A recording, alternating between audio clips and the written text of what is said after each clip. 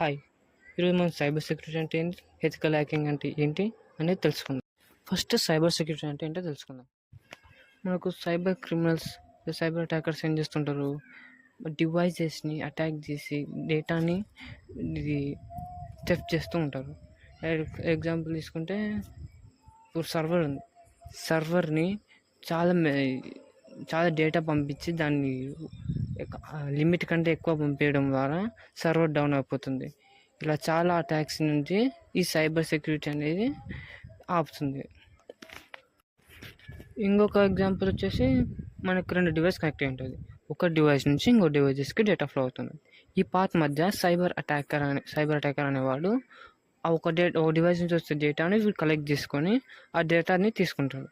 ఇట్లాంటివి అనేది cyber attacks అంటారు. ఈ సైబర్ అటాక్స్ని సైబర్ సెక్యూరిటీ ద్వారా మనం ఆపొచ్చు. ఎథికల్ హ్యాకింగ్ గురించి నెక్స్ట్ పార్ట్లో చూద్దాం. ఈ వీడియో కనుక మీకు నచ్చితే ఒక లైక్ చేసుకోండి. Thank you.